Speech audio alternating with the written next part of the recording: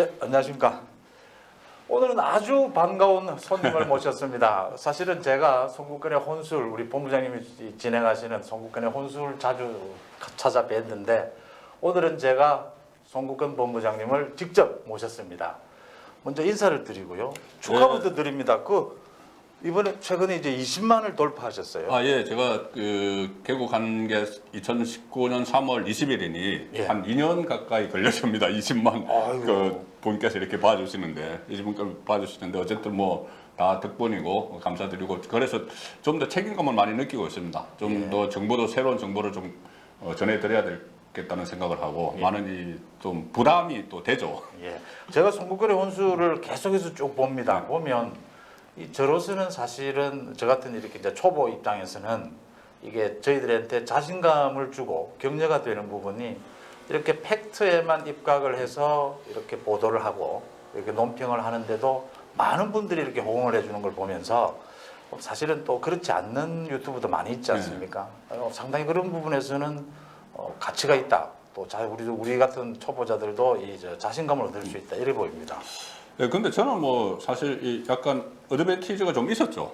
그 종편에 자주 출연을 하고 해서 예, 그럼요. 종편 전라고 해서 많이 많이 또 좀 많이 봐주시고 하는 저도 그런 점이 좀 있었는데 우리 송원정 국장께서는 이제 그런 면에서는 좀 불리하죠. 그렇죠. 그런데 어쨌든 또 콘텐츠 내용도 저는 아직까지 아닌데 콘텐츠도 저도 계속 보는데 콘텐츠가 상당히 알차고 팩트 중심이에요. 그러니까 어떤 그 시사 유튜브는 보면은 일방적인 주장을 그냥 막 억지로 하거든요. 팩트가 없이. 근데 어쨌든 송은조 그 TV도 이렇게 팩트를 가지고 이야기를 하니 이게 좀 장기적으로 가면은 그 방향이 저는 맞는 것 같아요. 어쨌든 다시 한번 축하를 드립니다. 요즘 뭐 정치권 얘기로 가면 뭐 윤석열 신드롬이라는 얘기까지 나오는 정도입니다. 윤석열이 이제 언제 어떤 모양으로 정치에 시작을 하느냐 정치를 뭐 오늘 아침에도 윤석열이 어떻게 나오는 것이 지지율 뭐 조사 여러 번 막 어떤 지지율 조사도 막 나오고 있습니다. 윤석열 현상 신드롬 어떻게 보십니까? 이 윤석열 신드롬을 제가 최근에 보니 이 두 가지 아주 큰 특징을 발견했어요. 뭐냐면은 이번에 KSOI 조사에서 이 32.8%가 기록을 했죠. 그것이 그 32.8%인데 그 6주 전에 같은 조사에서 6주 전에 나왔던 것보다 17점 몇 %가 뛰었어요. 수직 상승. 한 6주 만에. 그런데 이 자세히 보면은 그때 다른 2위, 3위 이재명, 이낙연 또는 그 밑에 홍준표 이 사람들은 지지율이 6주 전하고 똑같아요. 거의 비슷해요. 뭐 이재명은 한 뭐 22% 정도 이 정도, 이낙연 15%대, 뭐 홍준표 한 7%대 이게 똑같아요. 똑같은데 순위만 떨어졌죠. 그러면은 32% 그러니까 17점 몇 %가 어디서 왔을까? 그것을 보니 놀랍게도 KSOI에서 그 6주 전 조사에서 지지 후보 없음, 무응답 이 비율이 거의 한 23% 정도 나왔는데 이게 이번 조사에서 5%로 떨어졌어요. 그러니 이 그동안 지지 후보 없다고 했던 사람들이 윤석열이 검찰총장직에서 물러나면서 사실상 본격적으로 정치 선언을 하니 글로 확 쏠렸거든요. 그럼 이 그 지지 후보 없다고 했던 응답청은 누구냐? 이걸 또 분석해 보면은 아마 그 일종의 샤이 보수 그때 뭐 탄핵 국면에서 이렇게 그냥 정치에 무관심해져 버린 그 샤이 보수 또는 중도층 이렇게 보이거든요. 그럼 그 사람들이 다시 윤석열을 지지를 하게 됐다고 하면은 어떻게 보면은 윤석열은 이 이념이나 노선보다는 이 공정과 정의의 가치 여기에 대해서 많은 점수를 준다는 걸 알 수 있고 또 하나는 대구 경북에서 영남일보 조사에서 어제 발표가 됐는데 51% 지지를 받았어요. 그건 놀라운 일이었어요. 그게 이 대구 경북은 이 박근혜, 이명박 전 대통령 어쨌든 정치적 고향이죠. 그런데 그 수사를 해서 지금 두 사람 다 구속돼 있고 박근혜 전 대통령은 탄핵까지 됐는데 그리고 또 추미애와 윤석열이 갈등을 엄청 일으켰죠. 추미애도 대구 사람입니다.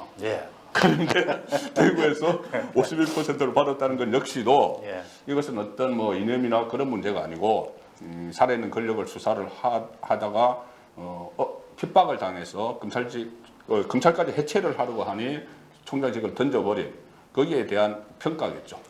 그러니까 영남권 이제 유권자들이 윤석열에 대해서 섭섭한 게 없지 않았죠. 아, 예. 아직도 섭섭한 게 부분이 있는데 그 박근혜 탄핵 부분이 지금 논란이 될 부분이 많이 있으니까요. 예. 섭섭한 게 있긴 하지만 지금 문재인 정권에 대한 윤석열 검찰의 그 수사도 상당히 공정성이 있었다. 네. 그래서 전체적으로 공정한 의미에서 윤석열에게 표를 준다. 네. 뭐 이런 의미를 읽을 수 있을 것 같아요. 그렇죠. 그 대구 경북에 이어서 PK에서도 지금 지지율이 상당히 많이 네, 나오고 네, 있거든요.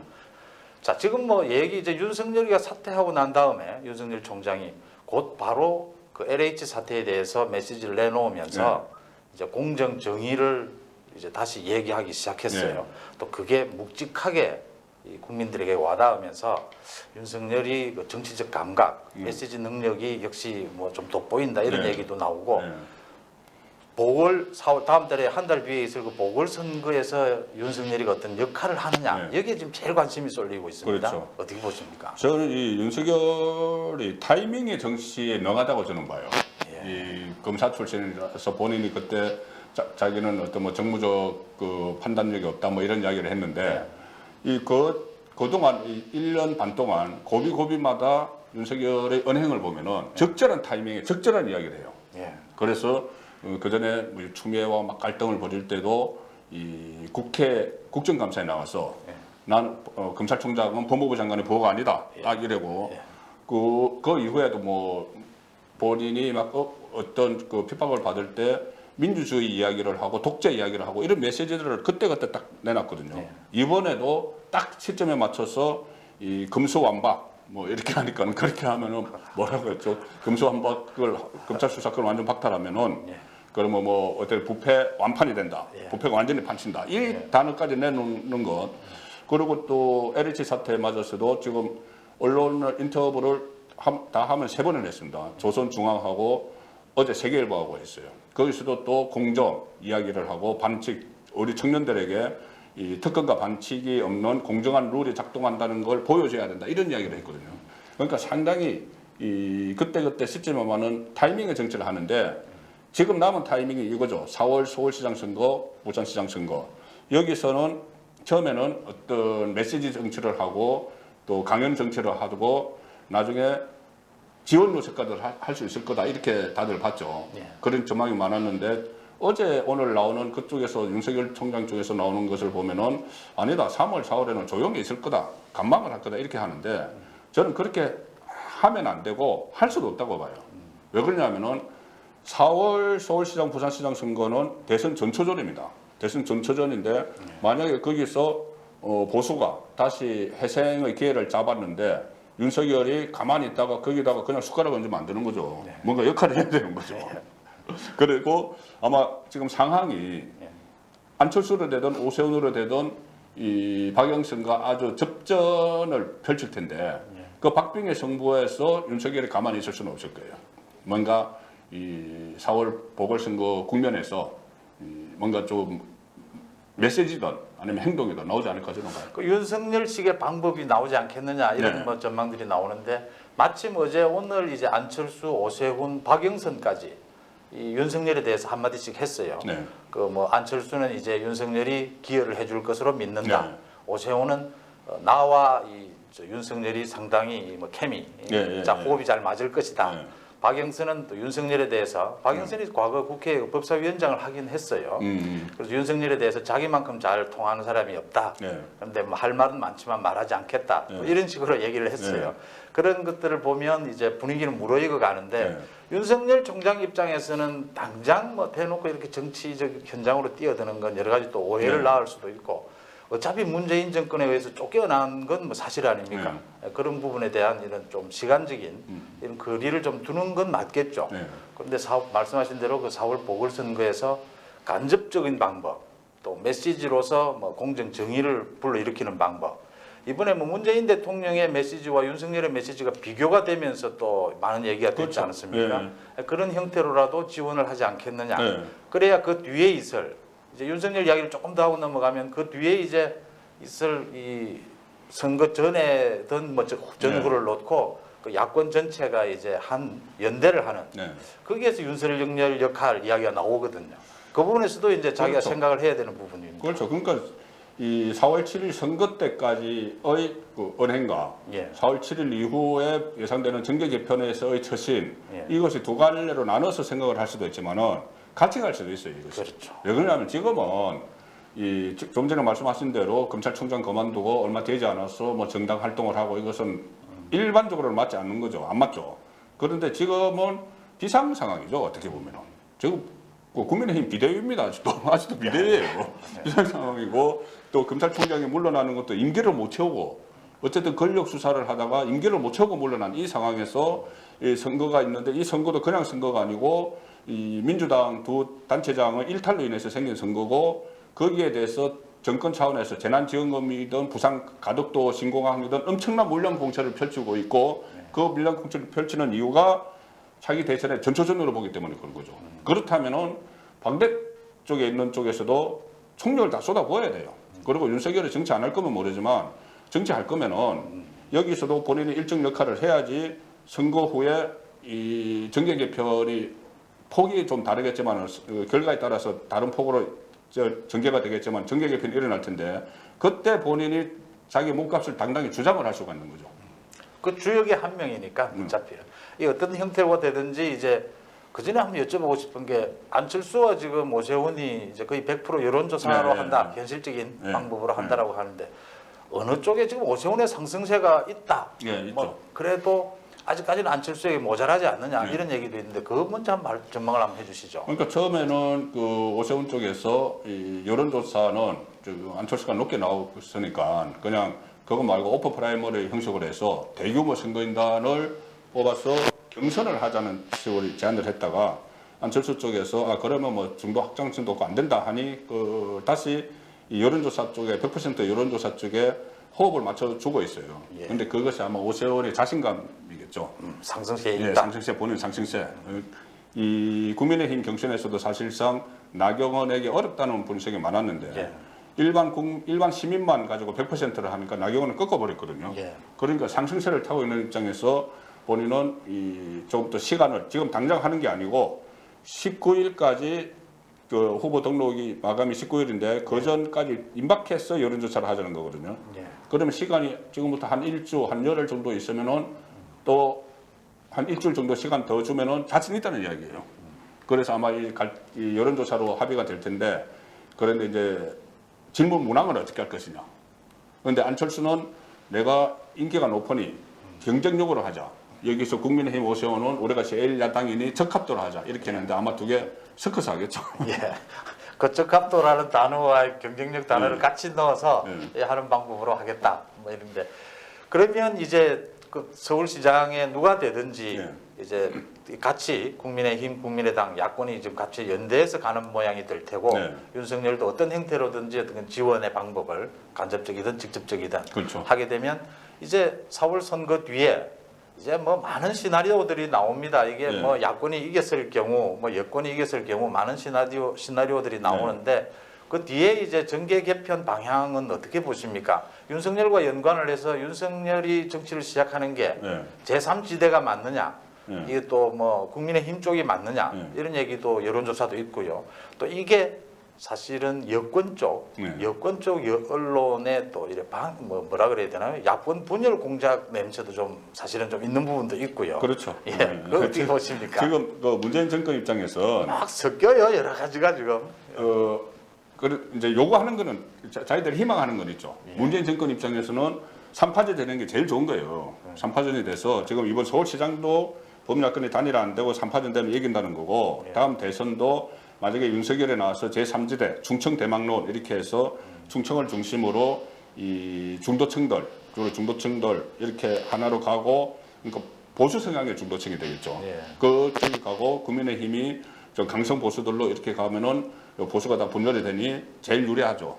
그런데 그렇게 되면은 지금 그 문재인 정권이 정말 장기 집권의 길로 들어가는 그것을 길을 열어주는 결과가 되니 그렇게 하지는 않을 텐데 말씀하신 대로 안철수가 이겼을 때, 안철수로 단일화돼서 이겼을 때, 오세훈으로 단일화돼서 이겼을 때, 아니면은 누구로 단일화되든 박영선에게 졌을 때, 다 이제 경우의 수가 다른데 이 윤석열에게는 개인적으로는 이번에 또 지면은 네. 이 국민의힘이 단일화에서 후보를 못 내든지 안철수에게 뺏기든지 아니면은 오세훈이 나가서 지든지 이렇게 하면 국민의힘은 더 이상 이 내부에서 존립 자체를 이렇게 가져갈 그런 명분이 없어집니다. 지금 선거 5연패의 한상인 거 그리고 또 윤석열이라는 이 여왕벌이 나타났으니 장기훈 의원이 그렇게 표현했죠. 여왕벌이 나타났으니 윤석열이 있기 때문에 해체무효를 막 시도를 할 수가 있어요. 그래서 해체무효 시도하면은 윤석열이 그 완전히 주도권을 잡고 그렇게 되면은 본인이 굳이 국민의힘에 안 들어가도 되는 거죠. 본인이 삼지대에서 깃발을 들고 지금 지지율이 뭐 30% 정도 나오니 깃발을 들고 있고 오히려 국민의힘 쪽에서 아주 그 강성만 빼고 이쪽으로 윤석열 쪽으로 넘어오는 시나리오 이런 것도 지금 가능한 거죠. 저는 또 이런 생각도 해봤습니다. 그러니까 뭐 4월 선거의 성패에 관계없이 국민의힘도 굉장히 바뀔 것이다. 예. 선거 뒤에는 네. 지금 벌써 국민의힘에서 나오고 있는 이야기가 이제 김종인 비대위 체제 이후 네. 지금 이제 그 대표를 당 대표를 전당대회 뽑아야 하지 해야죠. 않습니까? 네. 전당대회를 네. 하는데 이제 지금 뭐 다선 의원들을 중심으로 뭐 정진석이나 뭐 원내대표나 여러 명이 뛰고 있는 것도 사실이거든요. 근데 국민의힘 내부에서도 다선 중심보다는 이번에는 정말 이미지를 확 바꿀 수 있는 젊고 참신한 대표 이런 얘기도 많이 네. 나오거든요. 네. 그게 이제 4월 선거에서 어떤 형태로든지 탄력을 받으면 네. 많은 국민의힘도 이제 지금의 국민의힘이 아, 아니다 예. 이렇게 본다면 그렇죠. 뭐 여러 가지 될 것 같고 서울 선거는 그럼 야권 후보 단일화는 지금 이제 대세지 않습니까? 예, 단일화는 안 하면은 그렇죠. 두 사람이 엄청나게 비판을 받게 되죠. 다 죽는 경우죠 예, 지금은. 예. 단일화가 된다면 그래도 야권 쪽에 좀 승산이 있다고 보십니까? 지금 뭐 여론조사도 그렇고 예. 단일화가 되면은 그 여론조사도 일단 누구로 되든 박영선에게는 이긴다는 그 여론조사가 나오기 시작했어요. 예. 그 전에는 저 오세훈이 때문에 저 어렵다고 했는데 오세훈이 막 치고 올라가면서 된다는 그런 게 있고 특히 이번에 저는 부산 보면서 이게 어떤 금권 선거, 강권 선거, 포퓰리즘 이게 잘 안 먹히는구나 이제. 왜 그러냐면 문재인 정권에서 하도 많이 써가지고 그러니까 4.15 총선 때 긴급 뭐 지원금 이거 가지고 선거 전에 지자체에서 먼저 풀고 선거 끝나면 전 국민에게 푼다 뭐 이런 식으로 해서 막 활용을 했잖아요. 예.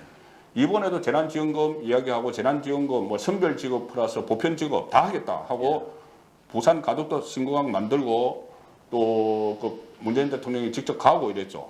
물론 고강은 다 뭐 만들면 좋죠. 다 만들면 다 좋은데 이것이 그냥 잘못하면 희망 고문이 될 수 있다는 생각도 하시는 것 같아요. 예. 부산 시민들께서. 그러니 거기에 대해서 여론이 잘 움직이지 않으니까 그런 것이 서울도 마찬가지겠죠. 서울도 예. 마지막에 뭐 백신을 이용을 하든지 재난지원금을 이용을 하든지 이 포퓰리즘 정책을 펼쳐도 그것이 선거의 결과에는 큰 영향을 미치지 않는다. 그렇게 보면은 지금 여론조사대로 야권 후보가 단일화되면 승산이 충분한 거죠. 서울도 그렇지만 제가 이번에 시장 선거 그 여론조사를 보면서 느끼는 것이 이 부산 지역의 유권자들이 문재인 정부를 가르치고 있다. 이런 생각이 들었습니다. 예. 그러니까 그 가덕도 신공항이라는 건 뭐 묻지 않아도 네. 부산의 수건 사업인 건 사실이거든요. 네. 그렇지만 선거는 선거, 공항은 공항. 네. 이게 공항이 지금 뭐 1, 2년 만에 뚝딱 만들어지는 그런 공항도 아니지 않습니까? 그 긴 장기적인 사업이어서 사실은 선거는 선거대로 하는 게 맞다라는 게 보고 또 이번에 그 변창흠 이번 변창흠이 아니라 그저 LH 사태, LH 사태로 서울 부산에 또 전국적인 여론 흐름이 아주 심각하고 지금 갈수록 심각해질 것 같아요. 이게 지금은 처음에는 그 LH에서 13명인가요? 13명의 공무원들이 투기가 사실 적발됐는데 거기서 시작한 것이 LH에서 전 공직 사회로 막 퍼지고 있어요.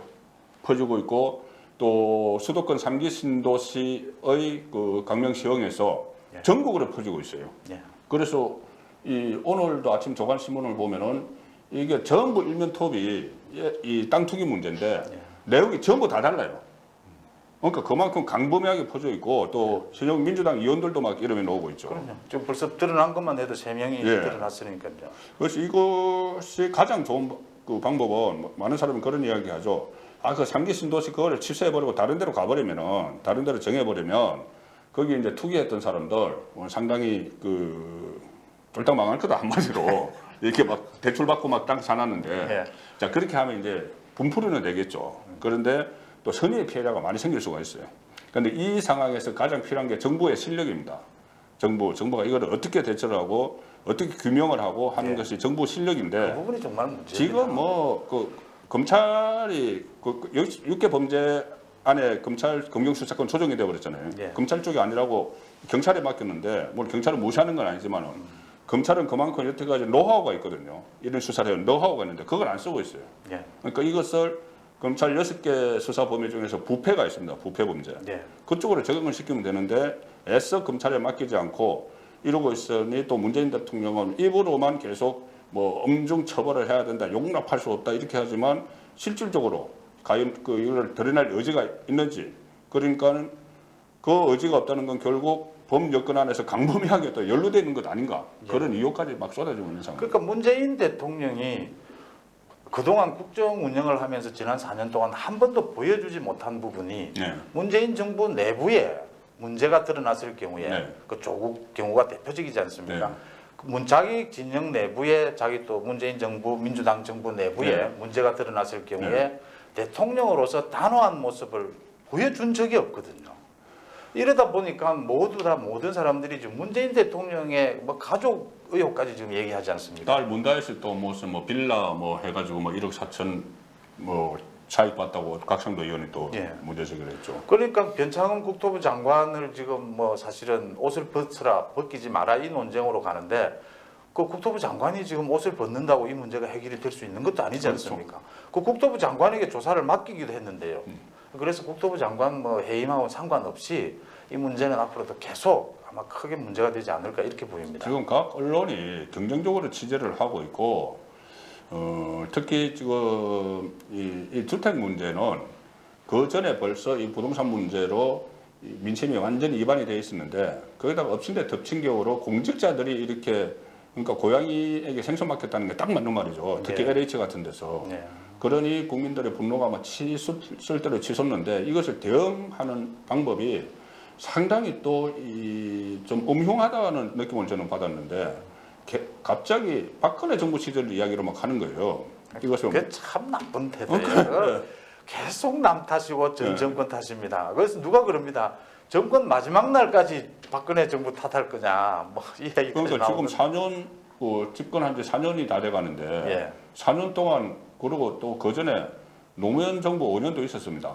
김대중 정부 5년도 있었고 그런데 그 모든 것이 그냥 보수 정권 탓이고 그러니까 문재인 대통령이 이런 말을 했죠. 이번 LH 사건도 이것이 개인의 일탈인지 구조적인 문제인지 쭉 끼워준 구제적인 문제인지 살펴야 된다. 이거는 구조적인 문제라는 것은 결국 보수 정권을 겨냥해서 또 적폐몰이를 하겠다는 거거든요. 그런데 보수 정권 그 전에 노무현 정권이었고 그 전에 김대중 정권이었어요. 야, 그렇게 하면 그러니까 이렇게 해서 계속 책임 떠넘기게 하고 원인을 제대로 밝히려는 노력을 안 하니 원인이 제대로 안 밝혀지면 해결책도 안 오는 거죠. 그 국민들은 모두 지금 이 사태에 대한 확실한 책임을 처벌을 해라라는 건데 계속 제도 개선이 필요하다느니 이렇게 물타기를 하는 것도 아주 지탄을 받고 있습니다. 아유 제가 처음으로 정말 이 우리 본부장님 모시고 이 전국 전반을 얘기를 하니까 명료하게 이제 좀 얘기도 되고요. 또 그러니까 전체적으로는 야권에서 이번 4월 선거를 비롯해서 정권을 교체할 수 있는 상당히 야권으로서는 그동안 뭐 계속 패해왔지 않습니까? 네. 나름대로는 좋은 분위기가 형성되고 있다. 전체적으로 이렇게 볼 수 있는 거죠. 그렇죠. 이 가장 크게 남은 문제는 뭐냐면 윤석열을 지금 올해는 지금 보수 후보라고는 보수 주자라고는 절대 말 못하죠. 그냥 이제 야권 주자 이렇게 이야기를 예. 하는데 그런데 내년 선거 때까지도 그냥 보수가 아니고 야권 주자 그러니까 제3의 주자로 남아 있으면 제가 아까 말씀드린 것처럼 3파전이 돼버릴 수가 있어요. 예. 그래서 결국은 어떤 형식을 통해서든 지금 당장은 제3의 길로 가더라도 나중에 국민의힘 세력을 끌어들이든지 흡수를 하든지 아니면 통합을 하든지 단일화를 하든지 해야 되는데 거기서 가장 큰 걸림돌이 보수정권 수사한 거죠. 박근혜 전 대통령 사실상 구속하는데 법적 토대를 다 제공을 했고 탄핵이 됐고 이랬지 않습니까? 맞습니다. 자, 그래서 그러면은 이거를 어떻게 할 거냐? 이게 제대로 그 보수나 중도 쪽에 인식이 돼야지 이게 탄핵의 강을 건너는 거예요. 정치권에서 아무리 유승민이요 뭐 탄핵의 강 건너자 해봤자 그거 안 되는 거고 여기서 그것을 국민들이 이해를 하면은 탄핵의 강을 건너게 되는 거죠. 그러면 윤석열이 할 수 있는 거는 본인이 정말 그 이명박 박근혜 정부 전에 노무현 정부 때도 차례는 걸리고 수사돼 있거든요. 그래서 그때 강검은하고 안희정을 구속까지 시켰어요. 윤석열 검사가. 그러면 나는 노무현 때도 그렇고 박근혜 때도 그렇고 또 문재인 때도 그렇고 정말 정무적 판단 없이 나는 정말 그 정의와 공정의 가치로 수사만 했다. 이걸 설득을 시켜야 돼요. 그것만 설득시키면 충분히 이 보수 주자로서도 자리매김을 할 수가 있죠. 그렇죠. 그때 그건 윤석열의 과제다 이렇게 보셔야 되죠. 윤석열의 과제죠. 예. 윤석열의 과제이고 그 본인의 진정성을 정말 얼마나 설득력이 있게 전달할 수 있느냐 그게 가장 큰 관건이겠죠. 예. 제가 하고 있는 송은재 TV가 사실은 우리 저 송군 본부장님이 하시는 그 송군권의 혼술 또 우리 고승국 TV에서 많은 분들이 오셔가지고 제가 지금 뭐 아직은 걸음마 댕기긴 합니다만 그래도 많은 또 격려도 받고 또 자신도 받고 있습니다. 오늘 또 이렇게 시간 내주셔서 너무 고맙습니다. 저도 한 말씀만 좀 드리겠습니다. 하십시오. 아유, 얼마든지. 예. 제가 정치부 기자만 했거든요. 88년부터 했으니까 33년째인데 정치부 기자 한 10 몇 년 하셨죠. 예, 예. 둘이 합하면 정치부 경력이 거의 50년 가까이 되는 이런 상황인데 여러 번 말씀하셨는데. 정치부 그 기자들은 일단 그 팩트를 가지고 이야기를 풀어나가요. 예. 팩트를 풀어나가니 어떻게 보면은 이 좀 막 이렇게 뭐 자극적으로 이야기하고 이걸 안 하니 조금 이렇게 재미가 없다고 생각할지도 몰라요. 그런데 은은한 맛이 있습니다. 은은한 맛이 있고 이것이 그 정확한 이제 팩트 가지고 분석을 하니 많은 그 서로 이제 도움도 되고 저희들도 많은 공부를 할 수 있는 계기가 되고 그렇게 하니 앞으로 많이 시청해 주시고 제가 이 같은 우리 베테랑 정치부 기자 송송 이 두 사람이 진행하는 이 코너를 앞으로 중요한 핵심적인 쟁점이 생길 때 예. 자주 제가 이 사무실에 와서 전해드리겠습니다. 오늘 고맙습니다. 감사합니다.